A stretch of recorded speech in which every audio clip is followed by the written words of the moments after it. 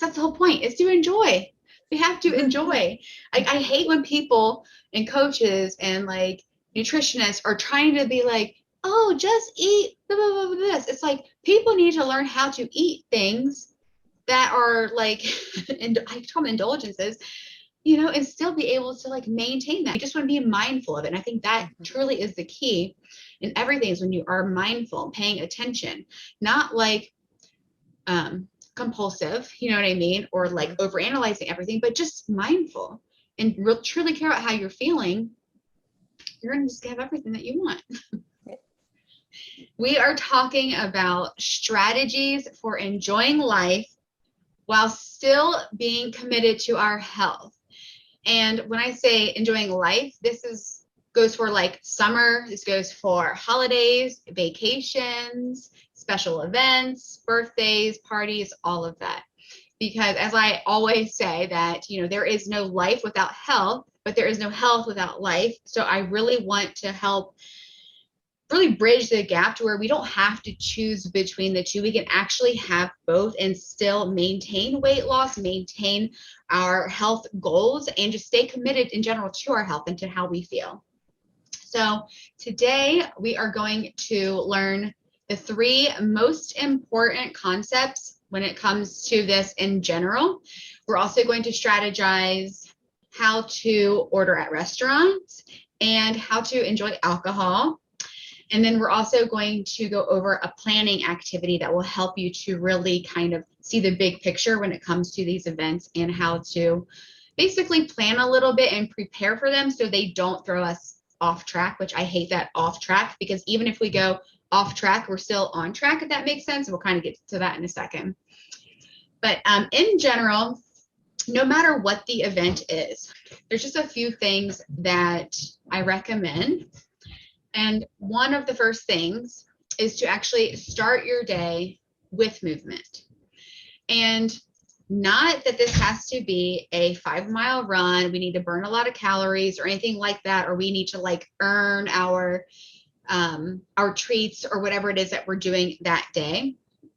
There are certainly, we're going to burn extra calories. So that's like a good helper, to being able to indulge a little bit more. But if I didn't say this last week, actually I just thought of this, that when we are tracking exercise too in our app, like we never want to like make up for that exercise with food. Like some apps will like calculate like, oh, you went for a walk. Okay, now you get 200 extra calories or whatever it is.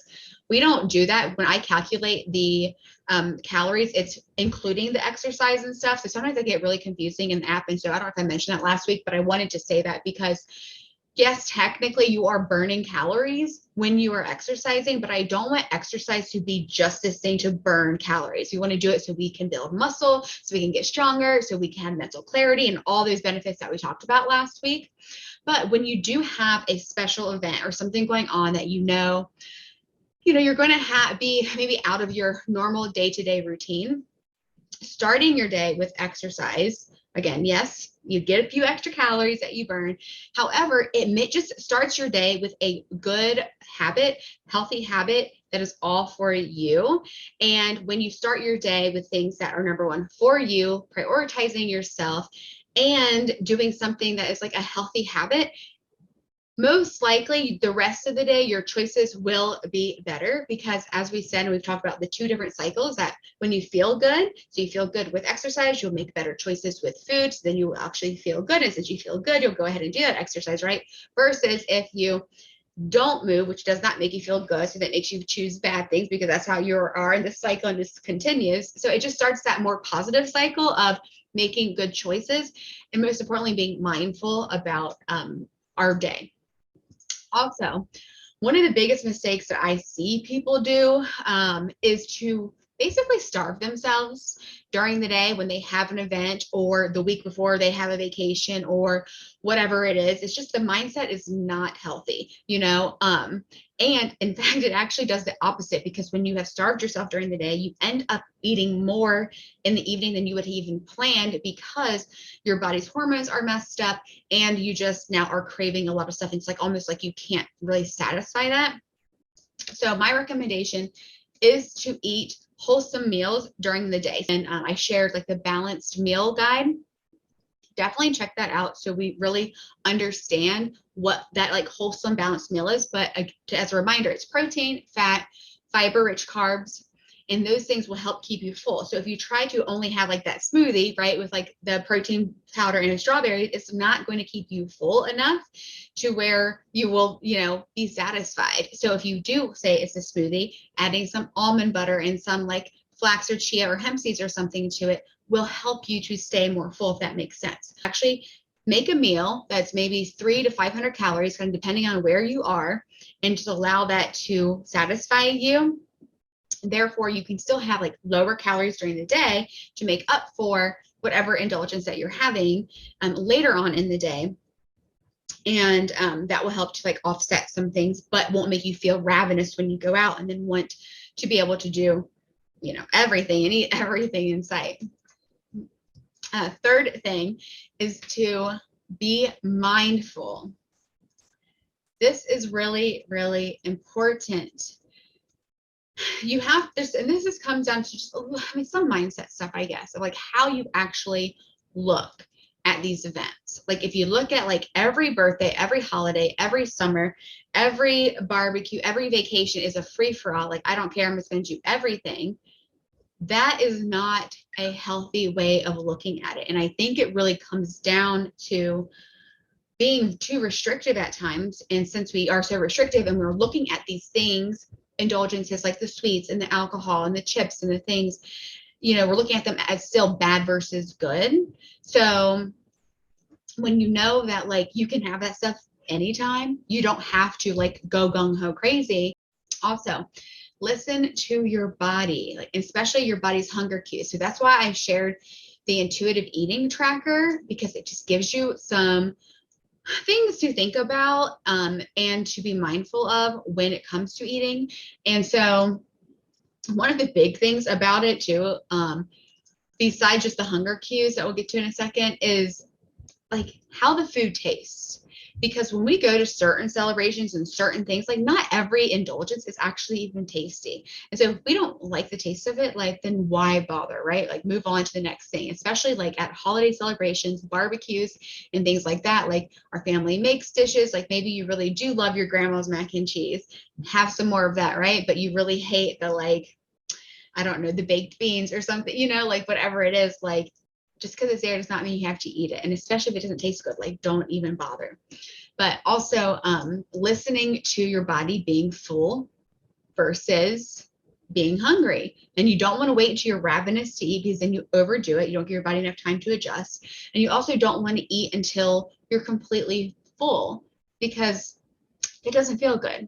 And the whole key to really having like a good relationship with food and really having a good relationship with what health is just feeling good. Like that's why we want to prioritize ourselves and prioritize health for ourselves, because we just want to make like ourselves feel good. We deserve to feel good. So you want to make choices that make you feel good. So therefore you're not going to overdo it. You're going to actually enjoy it. And so I think this is on the balanced meals and mindful eating is all one thing. And there are some other suggestions on there about like taking your time in eating. So like whatever that indulgence is, like you may have a whole plate of like truffle fries. Let's just use that as an example because they are really good, but if you really like savor each one and really taste it and enjoy it, you won't overdo it. So you don't have to be like, I got to get all this in because I'm never going to have it, right? That's like the first thing. It's like, no, it's not my last. I don't have to like completely down these because I'm never going to get them. And you're like enjoying the taste of it, which allows your body to be satisfied with smaller amounts. And it takes like more time for your body to, or it gives your body, the time to actually like absorb the nutrients, if that makes sense, and absorb it and know like, oh, okay, I'm good and I've had enough. And especially if like you want to have the steak too, and then maybe you're having dessert or whatever, which we're going to get to like some restaurant stuff in a second, but staying mindful. We want to be able to enjoy life, but staying committed to our health goals, because it's so frustrating when you've like done so well and you're like on a good track, and then you have this event or this thing and it completely throws you off. And what can happen is that it just sets you up to like continuously go down that spiral. So we want to just stay mindful of what we're doing. So I wanted to throw in specifically about eating at restaurants, because a lot of times this comes with like holiday parties or birthdays or different celebrations and stuff. And I do think, you know, food just culturally is a great place where we have for decades, not decades, centuries, have enjoyed food, you know, around a table. It's a great place to celebrate. But not every single time we go out to a restaurant does that mean we have to like indulge or look at it as a special occasion. So like, we can go out to the restaurant, you know, 3 days a week, and not every single occasion is one that like is worth celebrating or looking at it like this special celebration, right? Number one is to look up the menu before you go. Like before you even go, kind of have a plan, because this is the thing. It's like we do sometimes have to plan. I don't want to say sometimes. We always need to have some sort of plan in mind for, you know, our day-to-day life, but especially when it comes to weight loss, because then you can kind of look at your day and you can then know like, okay, this is what I want to eat this at night, right? It may be 1,000 calories or whatever. And I know I only have then 800 for the rest of the day. And so I want to, you know, have like 400 for breakfast and 400 for lunch or whatever. And even when you get to the end of that day, like you may not even have room for the 1,000, you know, at one setting, or maybe some that's alcohol or whatever.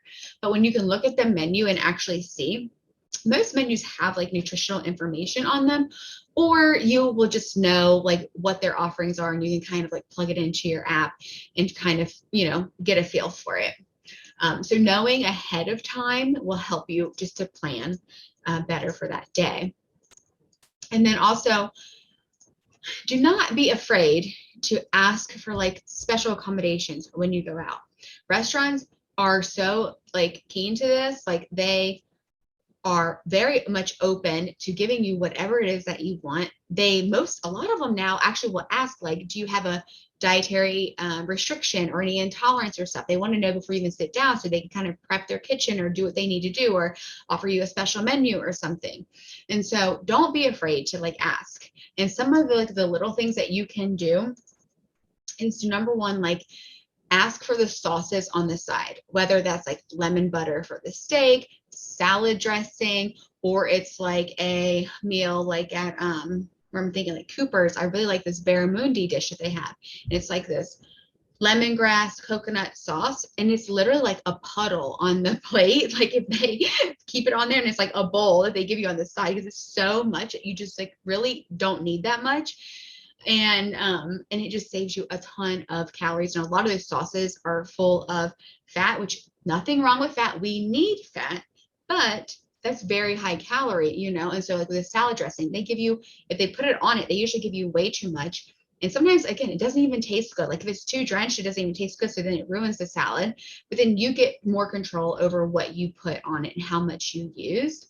Something else that you can do at restaurants is to, when the meal comes out, you can either do this like visually or literally ask them to like bring you a box and just go ahead and take half of it and box it and save it for lunch the next day. Because often they are giving us like way too much, you know, like even if it's salmon and it's healthy, I'm getting salmon and broccoli, it's like an 8-ounce or 10-ounce piece of salmon that has like, I don't know, 500 calories. So like that's half your meal right there in the protein. And then if you actually eat that and you have some of the rice and you have the veggies and you're having the drink and you're having, you know, whatever, the truffle fries, right? If that's what we had for an appetizer, you're going to get full. You're not going to feel good. If you have an issue like asking for like a special request when it comes to eating out at restaurants, I would really dive into why that is. And it's like, I don't want to fuss. I don't want to be one of those people. Like, who gives a crap? Like, no one is more important than you. And like I said in the beginning, they will accommodate. They are happy to accommodate because they want you to be happy. And if you're uncomfortable doing it, just do it anyway. And over time, it will get easier for you to do. And if you really can't do it, I would really look into like why, like why do I really feel that way? And like, there's probably some sort of like self-worth thing that we need to work on, which again, it's totally normal. We all have our things, you know, but over time you're going to be like, I don't even care. They're probably aren't going to say anything anyway. They're not going to think anything differently, which they're probably not, you know, and if they are, maybe we shouldn't go back to that restaurant, you know, but anyway, just wanted to share that in case you're like, I definitely don't want to ask for anything special, because you are special and you deserve to have what you want. You don't have to order all the courses. Like, you don't have to have an appetizer, salad, main course, and dessert and drink every single time you go out. Like, maybe you do that because it's a special occasion and you do want to like experience everything. It's just a new restaurant or a restaurant that maybe you wouldn't go to very often, and so you want to. So in that case, if you are ordering, you know, multiple things, share it. Like, don't be afraid to like just share with whoever you're going out with. That way you can have a little bit of everything without, again, overdoing it and becoming full and bloated and feeling gross at the end of the night. Because the whole point of having that, you know, especially if it's a celebration, is to feel good and celebrate. And so you don't want to end your celebration feeling like crap, right? Next little area I want to talk about is enjoying alcohol, because alcohol is fun and we should be able to drink it if we want to drink alcohol, right? I understand some people don't care, don't want to, and that's really fine. But if you are someone who likes to consume alcohol, I've got some tips on how to do it without going off track, okay? And the first thing that I want to remind you about alcohol, when you drink alcohol, it lowers your inhibitions, and there's not a damn thing you can do about it. There's nothing. Like, when you drink alcohol and you consume alcohol, you are taking the risk that you are going to start thinking a little bit differently, and that things are just going to be a little bit lighter and fresher, and you're not going to care so much. And if you don't plan ahead, that's when you can get in trouble, we'll say, by ending up with a hangover or overdoing it or feeling like crap, because that's what alcohol does. Like, that's just what it does. So things that we can do to combat that is definitely planning ahead. Plan ahead, plan ahead, plan ahead. I think that's like a major theme with everything that we've talked about over the last 5 weeks, is having some sort of plan. Being flexible also with yourself with that planning, but having some sort of plan, right? Getting your workouts on the schedule, having a plan for like what you're going to eat, having a plan for downtime and rest and recovery, right? And so first thing about, or like tip that I have for alcohol, and this one really applies to if you have control over like what you are drinking, in the sense of like, this is like a part, like a house party, or like you're just drinking, you know, at home or something, and say it's the weekend, you know, and that's the day that you like want to drink and you're at home. Measure before you begin.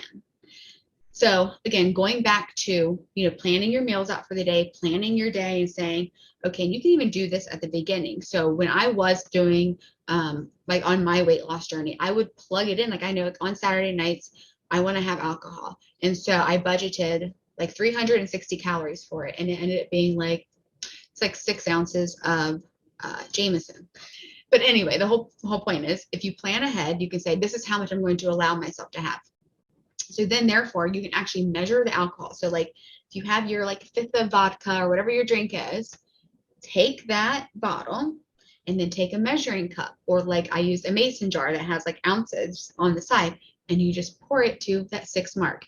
And that is your baby cup, you know, like that is what you're going to have for the rest of the night. We'll start the night maybe having like a bigger drink, so you kind of get that start of like, okay, I'm going to get my like relaxation in. But then every drink after that, and especially when you're seeing it, you know, it's kind of like using cash versus using a credit card. When you can see that cash go out, you're like more mindful about how you're spending it, versus like if it's a credit card and you don't know, you're just like swipe, swipe, swipe, swipe, swipe, you know. So when you see the alcohol go down, you're like, oh, but I just want to be up for a couple more hours. Okay, I'm gonna have like baby drinks, you know, but it still like helps you to like get that in and still feel good, you know. But like, feel good is the sense of like getting a buzz or whatever, but also feeling good the next day, because you're not gonna get having a hangover, because you're not going to get like wasted. I thought you had to like go off alcohol and sugar for 30 days to even like lose any weight. Like, no, we don't have to do that anymore.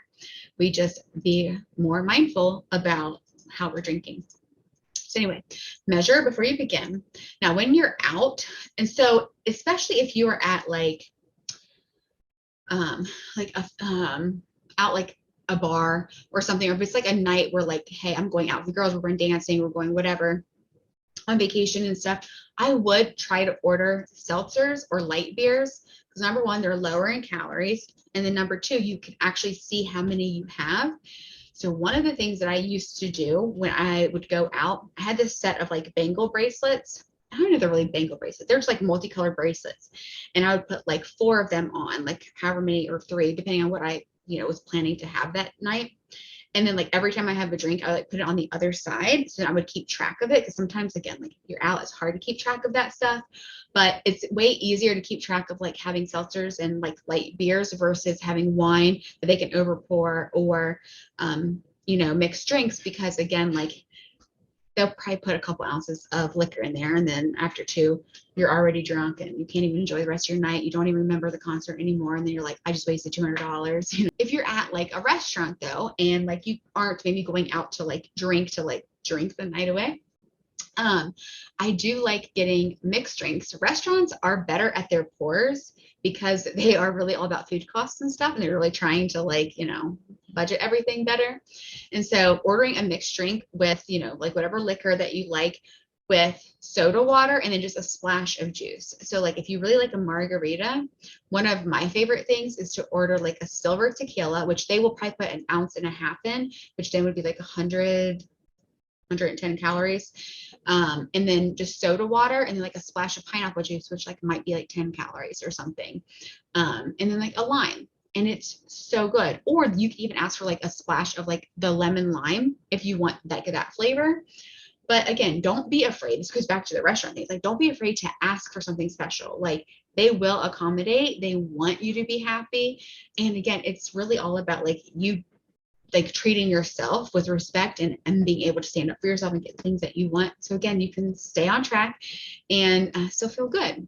Last thing when it comes to enjoying alcohol is to have a why. Why is it important for you to, number one, not wake up with a hangover, right? Or maybe that is your why. I don't want to wake up with a hangover because I have things I want to do on Sunday, right? Like that honestly is like my personal thing. This is something like personally, like my dad is an alcoholic. And so like, in generations and like genetics, like it's like you're more susceptible to being that if you're not conscious of it, right? Like just because your family has a history of any certain health condition does not mean you're going to get it. Just means that you are maybe at a little bit higher risk for getting it, and you have to be more mindful, if that makes sense, because there's a whole realm of epigenetics, which means that like your lifestyle choices and your lifestyle really affects your overall health, even if you have certain like dispositions or things or susceptibilities to certain illnesses.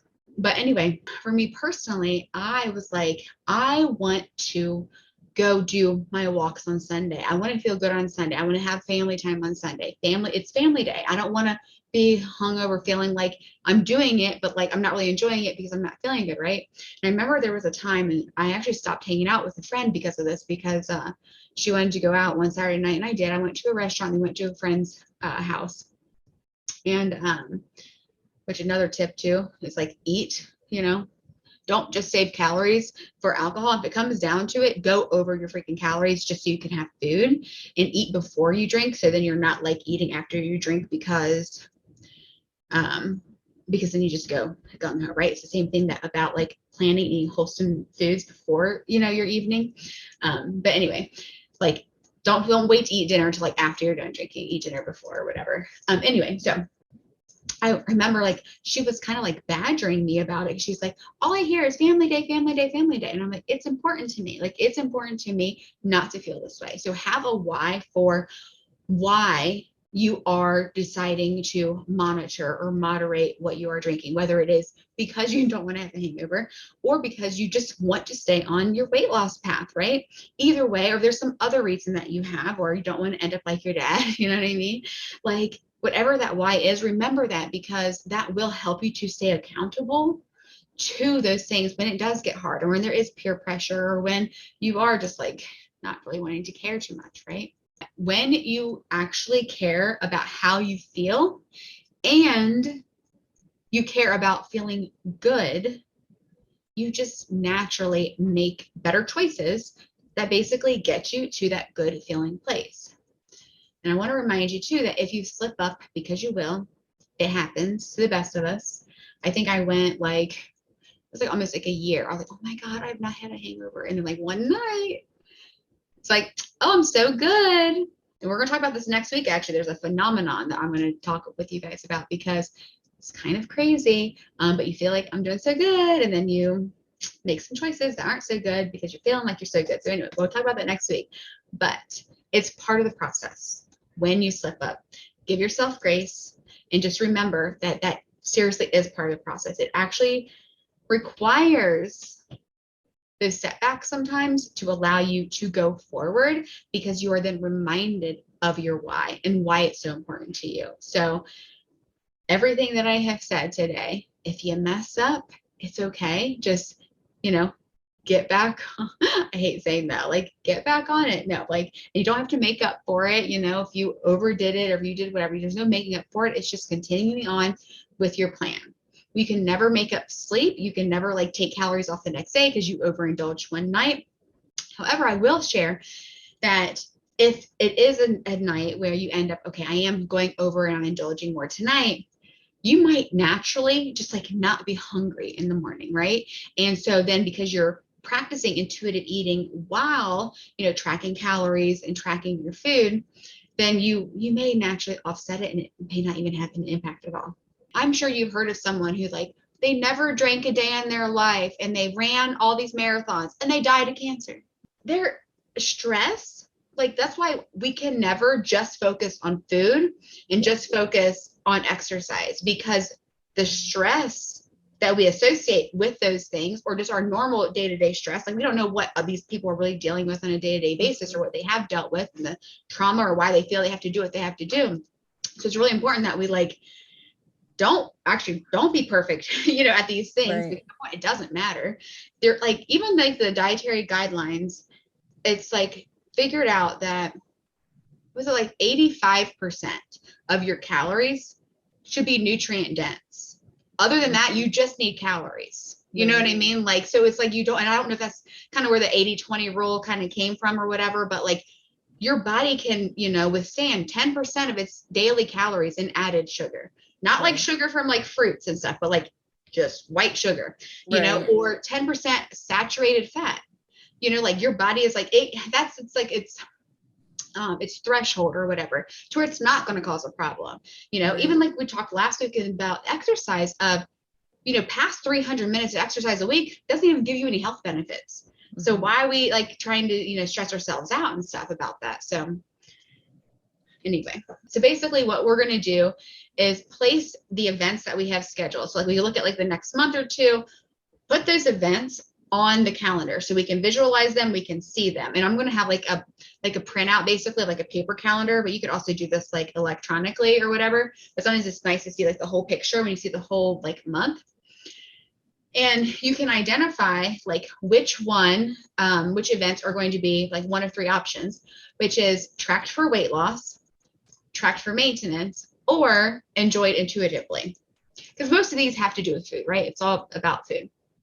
Because that's where like we really get it's the calories, unfortunately, that we, can prevent us or help us in our weight loss journey.